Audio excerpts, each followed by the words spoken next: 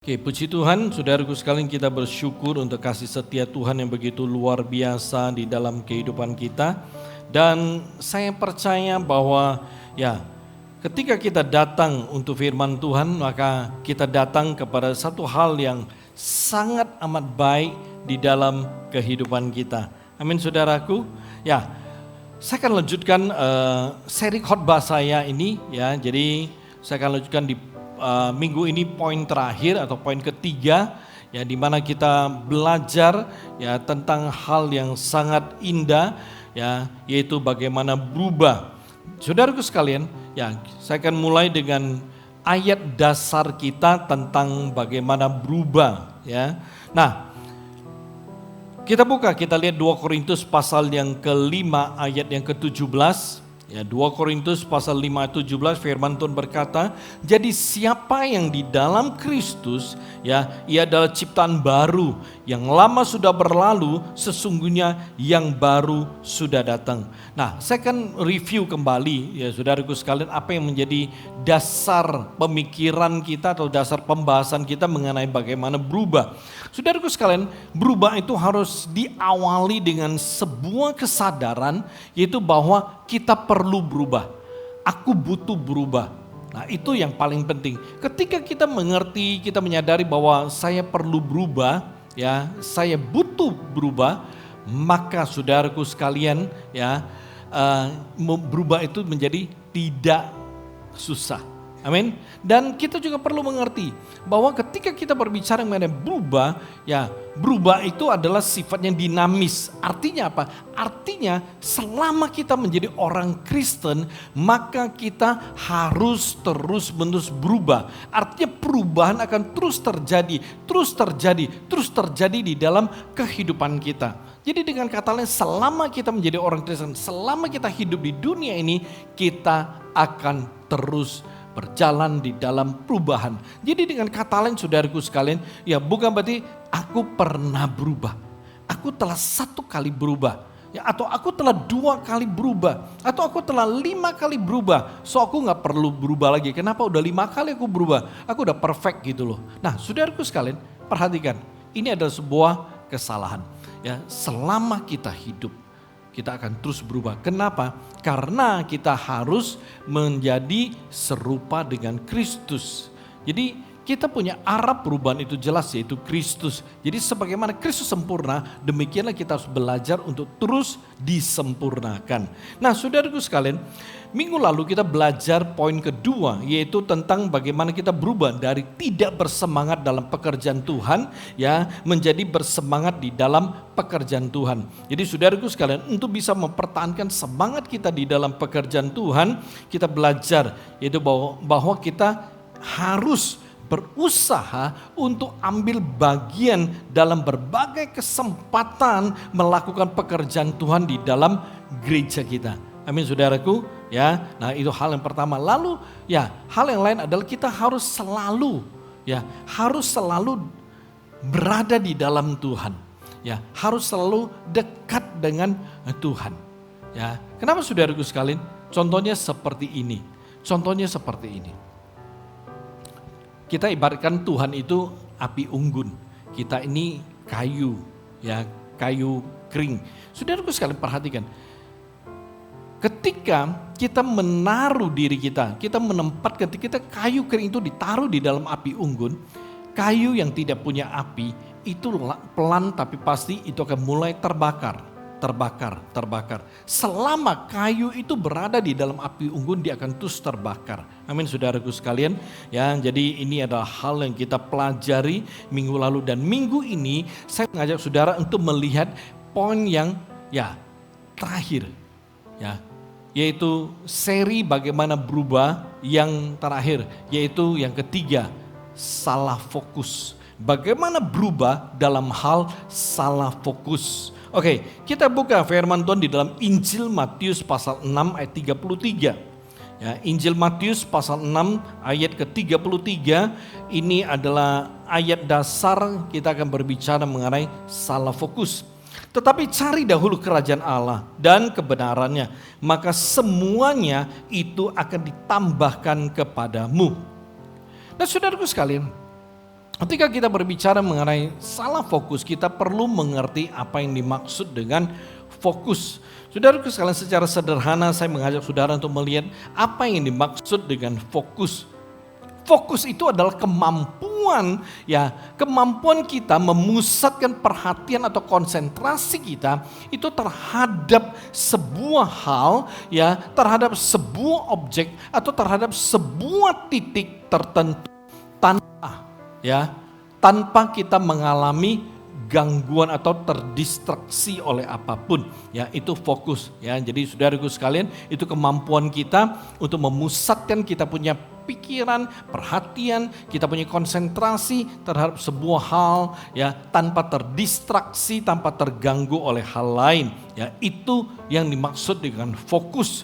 Karena itu saudaraku sekalian, ketika saudara mendengar ada di antara keluarga saudara, rekan kerja saudara, teman kuliah saudara, teman sekolah saudara berkata gini, jangan ganggu gue gue lagi fokus. Itu artinya apa? Artinya dia itu sedang memusatkan perhatiannya, konsentrasinya terhadap hal yang sedang dia kerjakan. Saudaraku sekalian, atau Anda mendengar pasangan Anda berkata, jangan ngajak gue ngomong, jangan ganggu gue dulu. Kenapa gue lagi fokus nonton gitu loh. Jadi artinya dia sedang memusatkan pikirannya tanpa mau terganggu atau diganggu.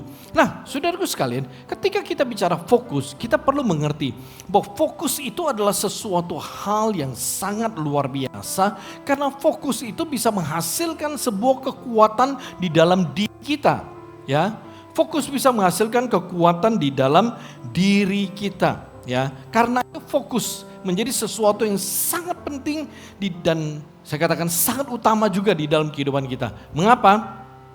Perhatikan, sebab fokus yang salah akan membuat kita menjalani hidup kita dengan salah. Lalu kita akan berakhir di dalam kesalahan. Tapi saudaraku sekalian, kalau fokus kita benar, maka itu akan membuat kita bisa menjalani hidup kita dengan benar dan akan berakhir dengan benar. Di sini saya mau Anda menangkap dulu, sehingga dengan mudah saudara mengerti tentang kekuatan sebuah fokus. Jadi kalau hari ini saudara melihat fokus saudara salah dalam kehidupan saudara, maka saudara akan menjalani hidup saudara dengan salah. Dan apa yang akan terjadi? Maka akhir hidup saudara atau berakhir dengan sebuah kesalahan. Mari, saya mengajak saudara melihat contoh kasus yang pertama. Kita buka firman Tuhan, saudaraku sekalian, di dalam 1 Samuel pasal ke-13, ayat ke-8 sampai ke-4. Saya mengajak saudara untuk melihat sebuah contoh kasus tentang salah fokus. 1 Samuel pasal 13 ayat 8 sampai 14, saya bacakan untuk Anda catat.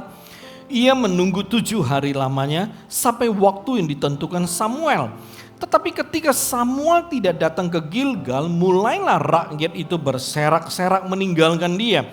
Sebab itu Saul berkata, bawalah kepadaku korban bakaran dan korban keselamatan itu. Lalu ia mempersembahkan korban bakaran. Baru saja ia habis mempersembahkan korban bakaran, maka tampaklah Samuel datang. Saul pergi menyongsongnya untuk memberi salam kepadanya. Ayat ke-11, tetapi kata Samuel, apa yang telah kau perbuat? Samuel tahu. Jawab Saul, karena aku melihat rakyat itu berserak-serak meninggalkan aku dan engkau tidak datang pada waktu yang telah ditentukan. Padahal orang Filistin telah berkumpul di Mikmas, maka pikirku sebentar lagi orang Filistin akan menyerang aku di Gilgal, padahal aku belum memohonkan belas kasihan Tuhan. Sebab itu aku memberanikan diri lalu mempersembahkan korban bakaran. Kata Samuel kepada Saul, perbuatanmu itu bodoh, engkau tidak mengikuti perintah Tuhan, Allahmu yang diperintahkannya kepadamu. Sebab sedianya Tuhan mengokohkan kerajaanmu atas orang Israel untuk selama-lamanya. Tetapi sekarang kerajaanmu tidak akan tetap. Tuhan telah memilih seseorang yang berkenan di hatinya dan Tuhan telah menunjuk dia menjadi raja atas umatnya. Karena engkau tidak mengikuti apa yang diperintahkan Tuhan kepadamu. Amin.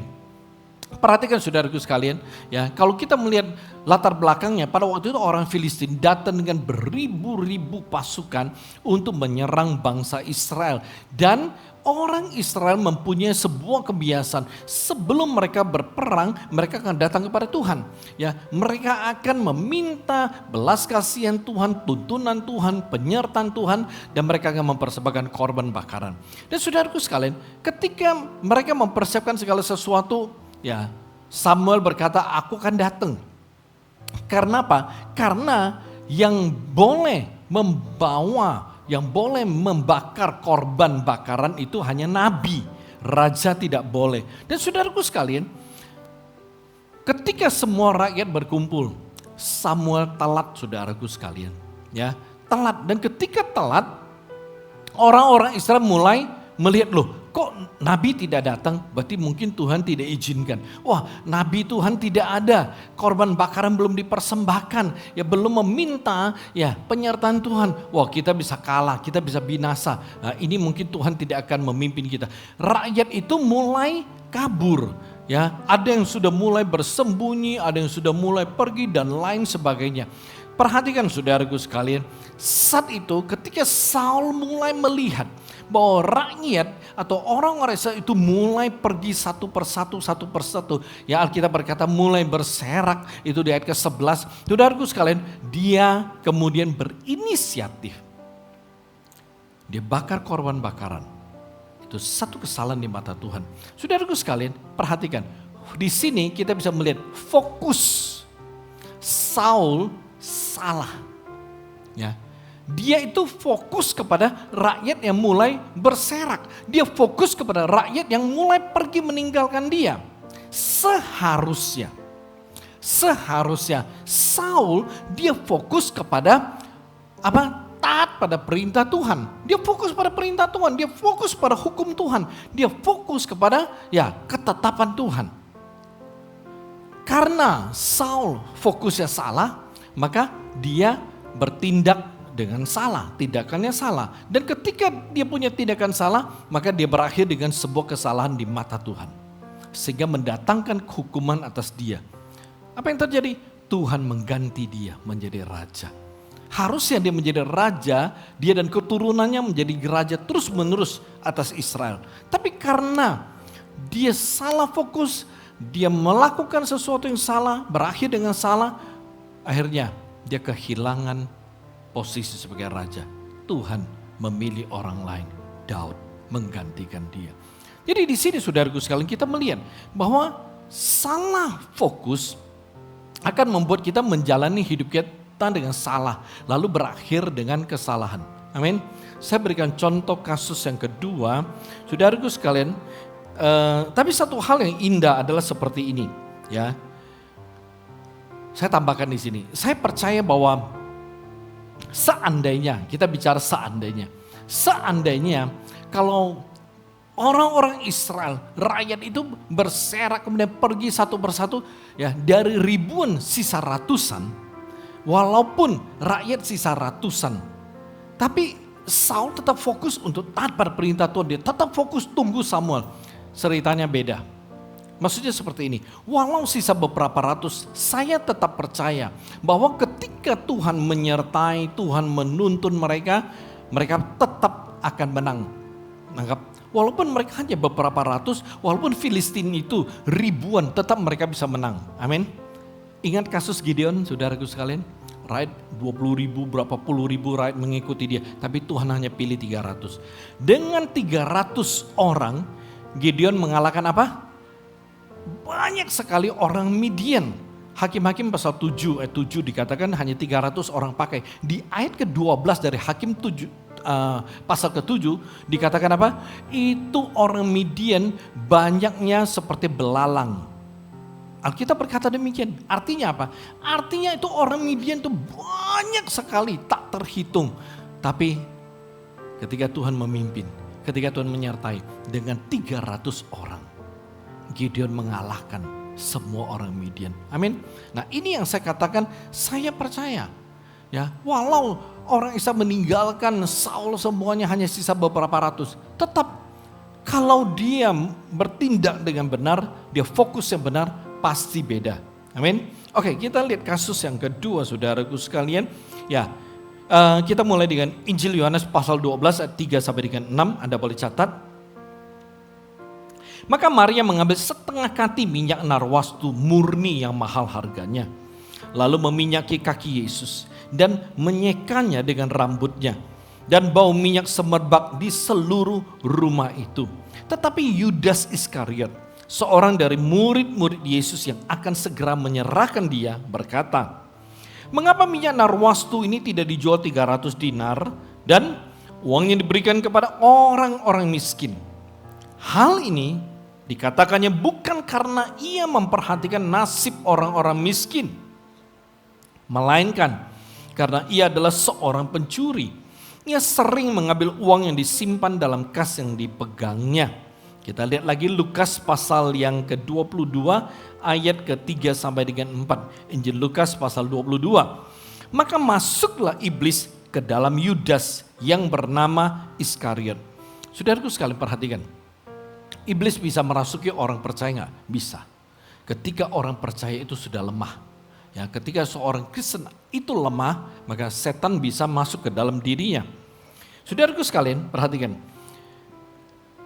Maka masuklah iblis ke dalam Yudas yang bernama Iskariot, seorang dari ke-12 murid itu.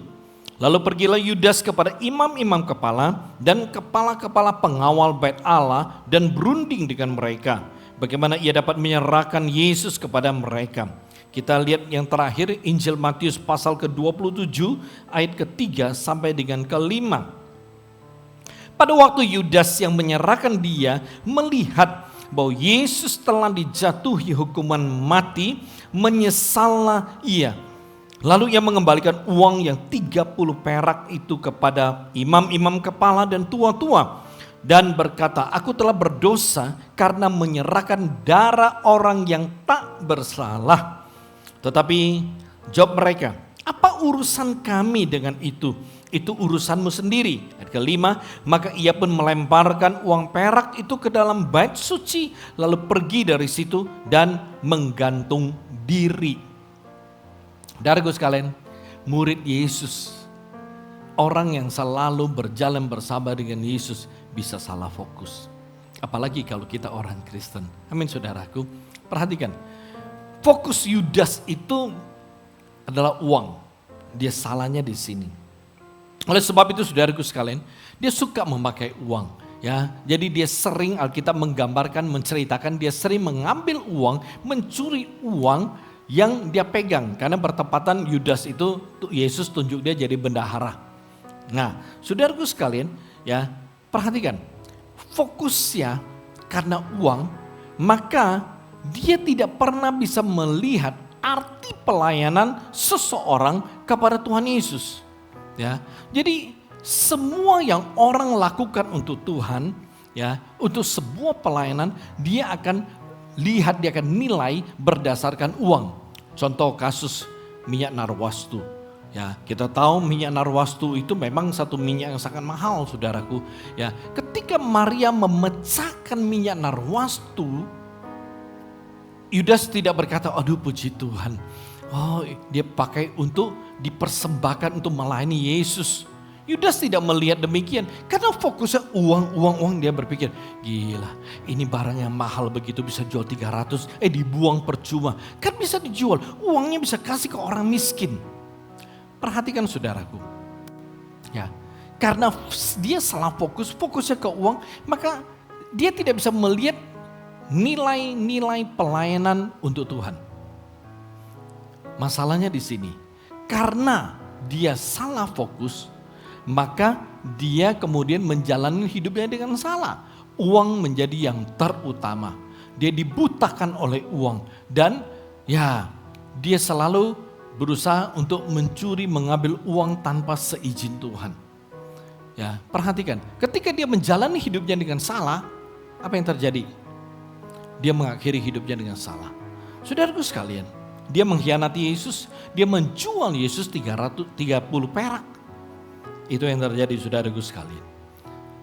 Kita melihat, dia fokusnya salah, dia hidup dan menjalani hidupnya dengan salah, lalu dia berakhir di dalam sebuah kesalahan. Dia meninggal di dalam dosa, dia mati bunuh diri. Saudaraku sekalian, oleh sebab itu di sini ya sebenarnya masih ada banyak kasus lain di dalam Alkitab. Tapi dengan jelas memberitahukan pada kita, kalau hari ini hidup kita itu, fokus kita itu salah, maka kita akan menjalani kehidupan kita dalam kesalahan. Dan kita akan mengakhiri hidup kita dengan kesalahan juga. Karena itu saudaraku sekalian, jangan anggap remeh tentang fokus. Oleh sebab itu Anda harus memperhatikan fokus Anda, fokus hidup Anda pada hari ini. Saudaraku sekalian, saya percaya sebenarnya kita semua itu tahu bagaimana kita harus hidup hari ini. Saudaraku sekalian, ya, saya percaya kita tahu kok bagaimana saya harus menjalani kehidupan saya sebagai orang Kristen. Ya, saya percaya kita semua tahu bahwa kita harus mengarahkan fokus hidup kita itu kepada kehendak Tuhan. Akan tetapi saudaraku sekalian, banyak orang Kristen itu kehilangan fokus hidup mereka yang hakiki. Artinya apa? Artinya banyak orang Kristen itu salah fokusnya. Oke, saya berikan contoh dalam kehidupan kita sehari-hari.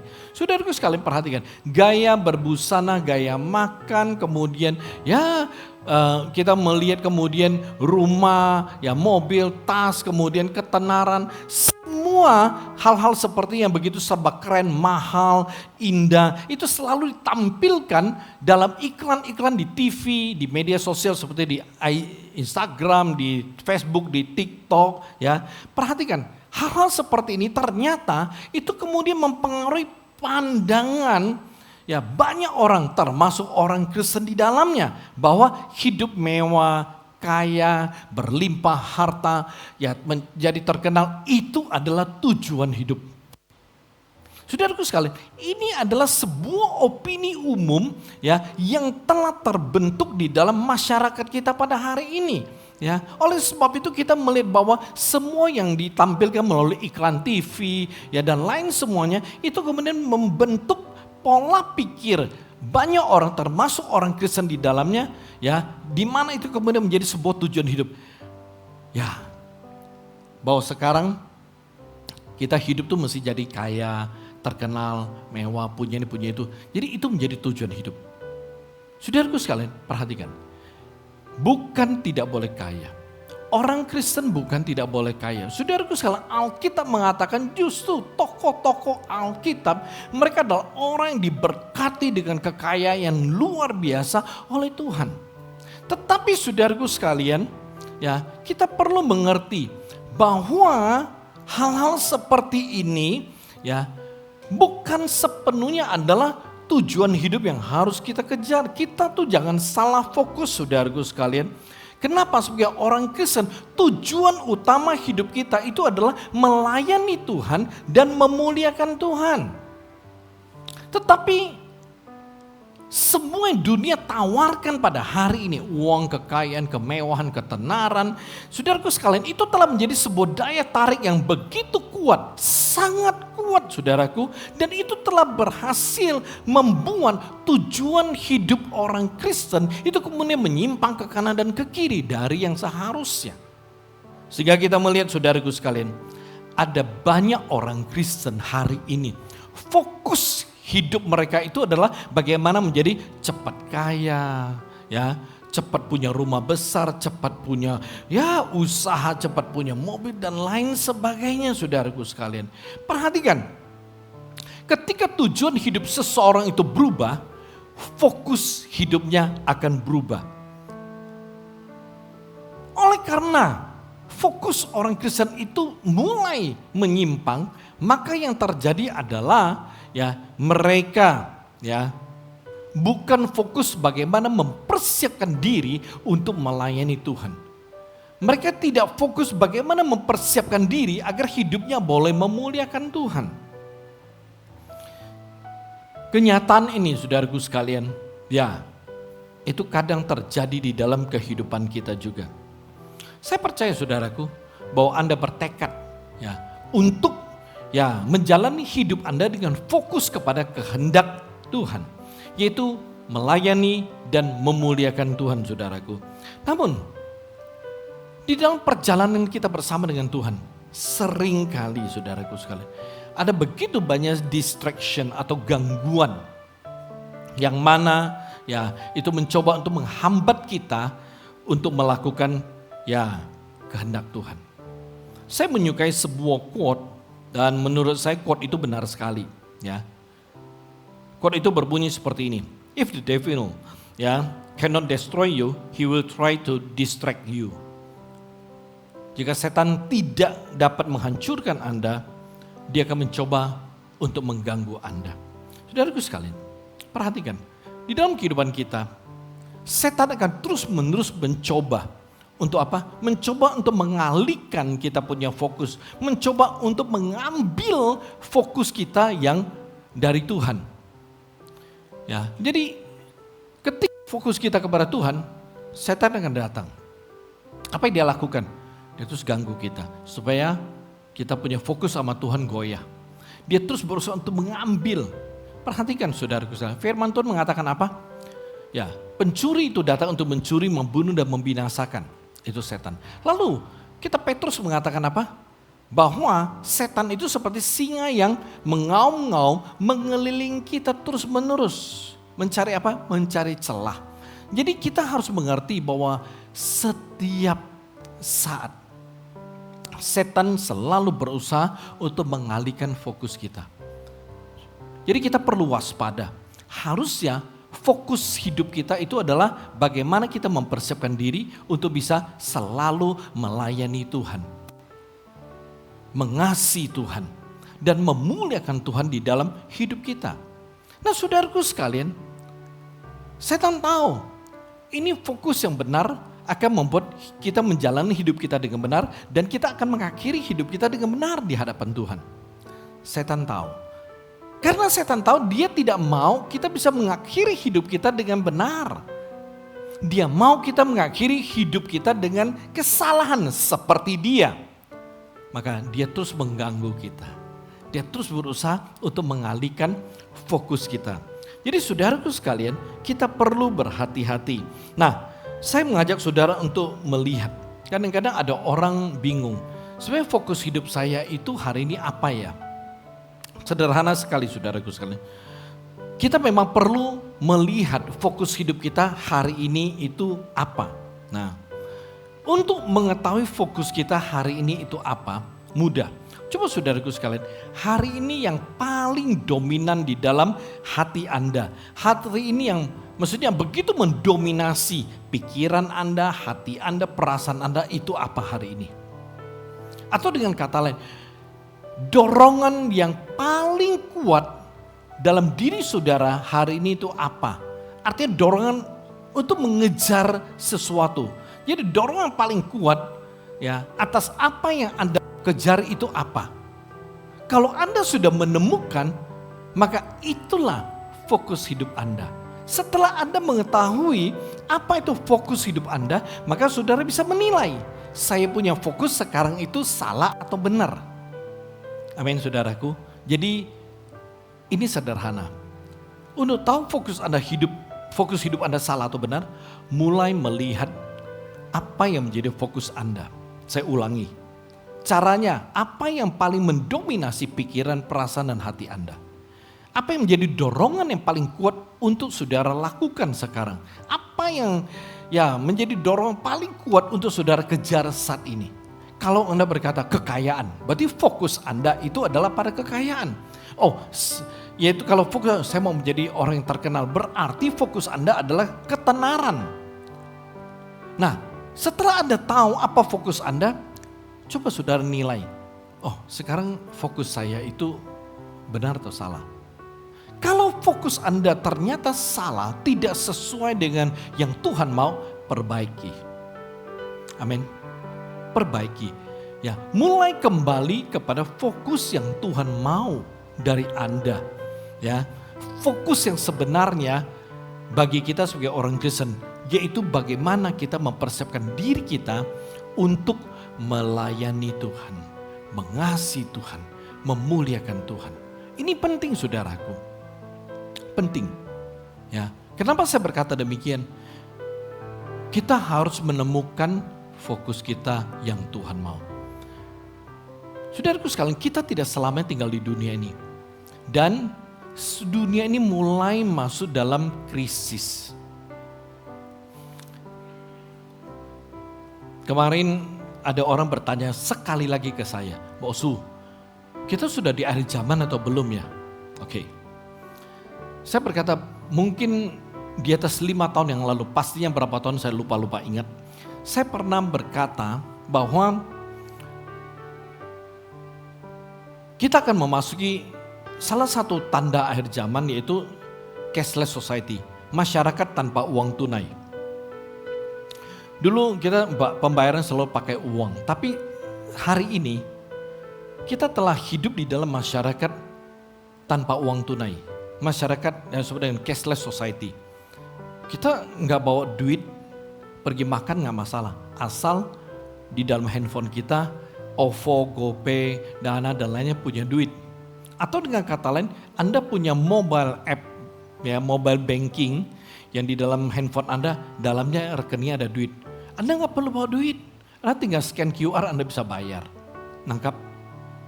Kita berada di masyarakat tanpa uang tunai sekarang. Oke?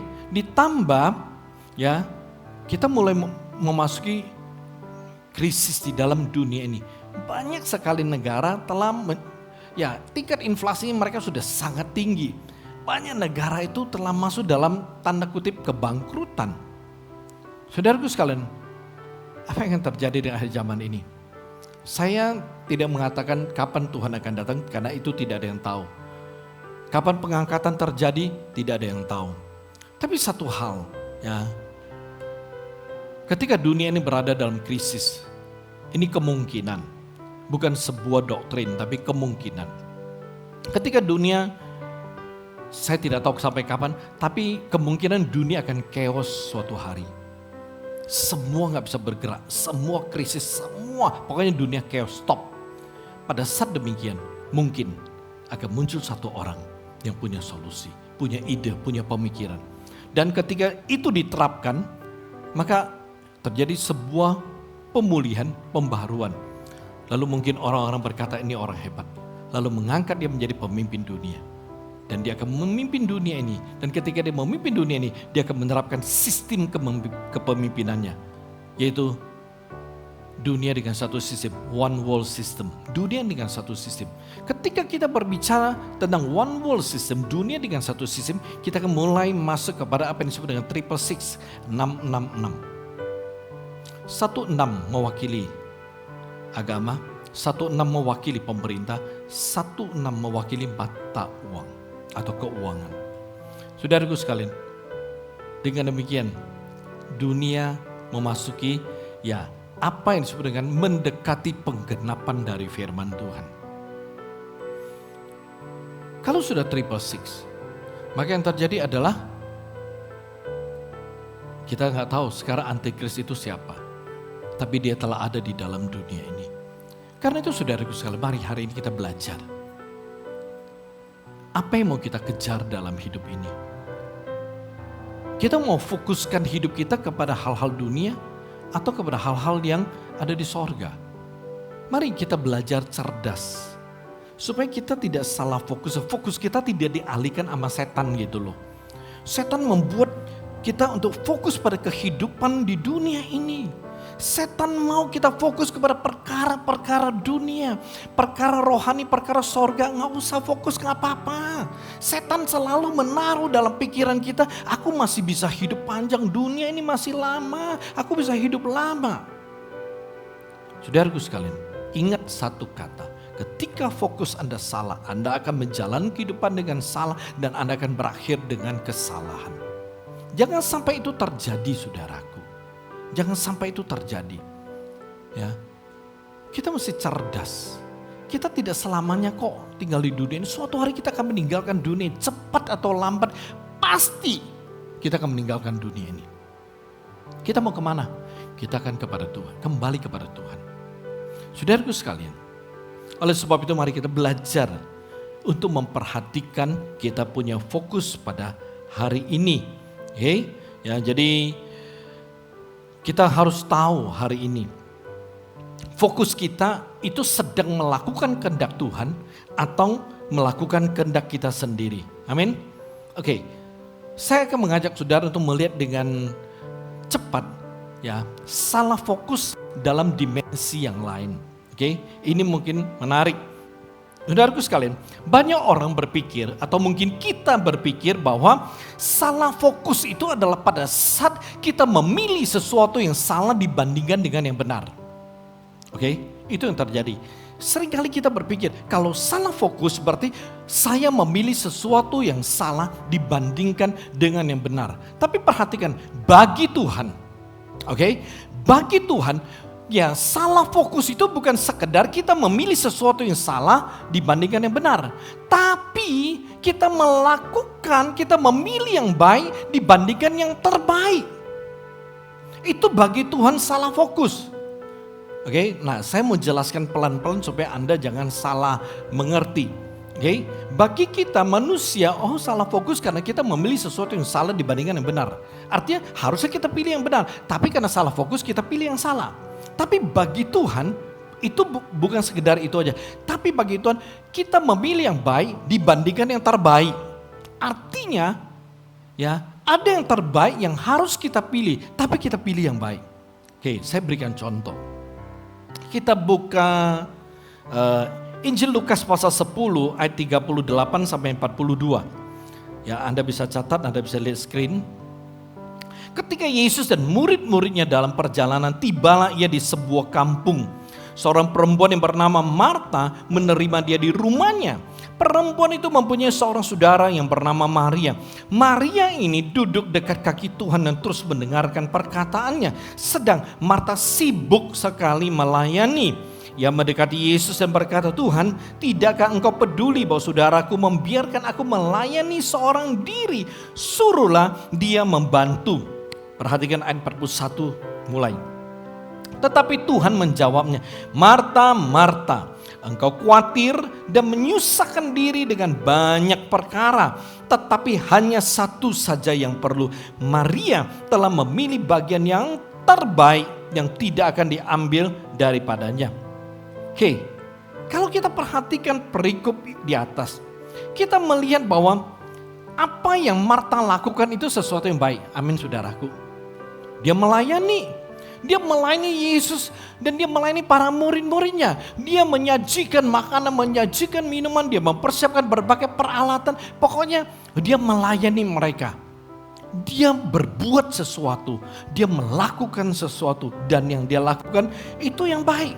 Tetapi kalau kita perhatikan, malah Yesus itu menegur dia. Ya, Yesus menegur Marta walau dia melakukan apa yang baik, melayani. Ya, Yesus menegur dia, kenapa? Karena dia melewatkan apa yang terbaik, yaitu duduk di bawah kaki Yesus. Perhatikan, di sini Marta salah fokus. Ketika Yesus datang, Yesus mulai mengajar, Yesus mulai menyampaikan firman Tuhan. Ya, yang Yesus mau adalah seperti Maria, fokus pada pengajaran Tuhan, fokus pada firman Tuhan. Tetapi Marta, apa yang terjadi? Sibuk, saudaraku, sibuk kerja, sibuk ini. Sama hari ini, saudaraku, banyak orang Kristen ibadah salah fokus. Ketika ibadah sudah mulai memuji menyembah Tuhan, kita harus fokus pada pujian, kita harus fokus pada ibadah, kita harus fokus kepada apa? Kepada firman Tuhan. Tapi banyak orang Kristen sibuk, dalam ibadah masih sibuk kerja, urus ini, rencana makan ini, makan itu, ya, sibuk chatting, sibuk WhatsApp, sibuk ini, sibuk saudaraku. Kalau Anda melakukan demikian, Anda salah fokus. Kalau sudah ibadah mulai, Anda mesti fokusnya ibadah. Jangan fokus melakukan yang lain. Saudara seperti Maria, jangan seperti Marta. Itu fokus yang benar. Amin, saudaraku. Ya, jadi kalau saudara punya fokus itu salah, ya saudara mengikuti ibadah dengan cara yang salah. Lalu Anda mengakhiri ibadah dengan cara yang salah. Kenapa? Nggak mau hormati Tuhan.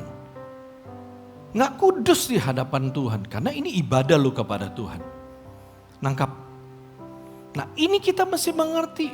Jangan salah fokus. Dan jangan main-main dengan fokus saudaraku sekalian. Oke? Kita melihat hari ini.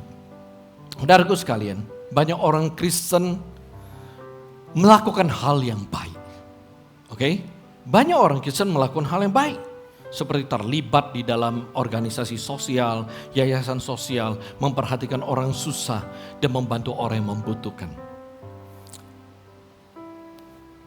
Perhatikan, ini bukan tidak boleh, tapi saya mau Anda memperhatikan. Banyak orang Kristen terlibat dalam hal seperti ini, membuat mereka begitu sibuk. Sibuk sampai sibuk dengan kegiatan sosial. Sampai mereka tidak punya waktu untuk ibadah. Bahkan ada yang sibuk dengan berbagai pekerjaan sosial, urusan sosial, sampai mereka kecapean. Setiap hari sibuk dengan demikian, capek. Apa yang terjadi? Nggak punya waktu untuk doa, nggak punya waktu untuk baca Alkitab, nggak punya banyak waktu bersekutu sama Tuhan. Saudaraku sekalian, ini hal yang baik. Tapi bagi Tuhan dan di mata Tuhan, ini bukan hal yang terbaik. Ini bukan hal yang terbaik, saudaraku sekalian. Perhatikan firman Tuhan yang kita baca tadi, saudaraku sekalian. Kita melakukan hal yang baik, tapi bukan hal yang terbaik yang Tuhan ingin kita lakukan. Jadi kita perlu, saudaraku sekalian, menyadari dari semua hal-hal yang baik yang kita lakukan, kita mesti tahu mana hal yang terbaik yang Tuhan mau. Jadi kita harus mengerti melakukan sesuatu yang Tuhan mau. Itu fokus hidup kita yang benar. Kalau kita melakukan sesuatu menurut yang maunya kita salah fokus. Kita tidak boleh hidup dengan melakukan apa yang kita mau, apa yang kita inginkan. Tapi kita harus mengerti, melakukan dulu apa yang Tuhan inginkan. Karena itu dikatakan cari dahulu kerajaan Allah dan kebenarannya. Cari dan temukan dulu kehendak Tuhan itu di dalam kehidupan kita itu apa. Setelah Anda bisa fokus kepada hal yang terbaik, setelah Anda bisa melakukan hal yang terbaik yang Tuhan ingin Anda lakukan, maka Anda bisa melakukan hal yang baik lainnya dan itu pasti akan menjadi berkat. Hidup Anda pasti akan benar di hadapan Tuhan. Amin saudaraku. Mari kita belajar untuk mengerti hal seperti ini. Kita telah terbiasa. Banyak orang Kristen telah terbiasa hidup dengan diri sendiri untuk diri sendiri. Hidup memimpin diri sendiri. Kita punya hidup mesti dipimpin Tuhan. Tapi kita sering memimpin diri kita sendiri, melakukan apapun yang kita suka. Saudaraku sekalian, mari kita belajar untuk fokus dan bangun hal yang terbaik yang Tuhan inginkan dari kita. 1 Korintus pasal 7, 35. Kitab 1 Korintus 7:35. Semuanya ini kukatakan untuk kepentingan kamu sendiri, bukan untuk menghalang-halangi kamu dalam kebebasan kamu, tetapi sebaliknya supaya kamu melakukan apa yang benar dan baik dan melayani Tuhan tanpa gangguan. Ingat saudaraku sekalian, fokus kita adalah mencari kerajaan Tuhan. Ketika kita sudah sungguh-sungguh mampu memprioritaskan, mampu fokus kepada kehendak Tuhan dan pekerjaan Tuhan di dalam kehidupan kita, ini bagian terbaik, maka silakan lakukan hal-hal yang baik yang lainnya. Kalau sudah demikian, fokus Anda tidak akan salah kok. Karena Anda telah fokus kepada hal yang terbaik dulu, baru hal yang baik. Amin. Bagaimana berubah dari fokus yang salah? Gampang. Anda perlu berbalik. Kalau hari ini Anda menemukan fokus Anda itu salah, maka Anda perlu berbalik. Dari fokus yang salah kepada fokus yang benar. Kalau Anda selama ini hanya fokus kepada hal-hal yang baik, mari coba temukan hal yang terbaik yang Tuhan mau dan fokuslah di sana. Amin. Jadi bukan tidak boleh melakukan hal yang baik, tapi Anda mesti temukan apa sih yang terbaik yang Tuhan mau. Jangan salah fokus. Ya, jadi ingat Marta dan Maria. Marta melakukan hal yang baik kok, dia melayani Tuhan. Tapi yang Tuhan mau bukan itu. Tuhan mau ya supaya dia fokus kepada mendengarkan firman Tuhan, mendengarkan Tuhan. Itu yang terbaik. Selalu dekat dengan Tuhan, itu yang terbaik. Amin. Kita tundukkan kepala, saudara.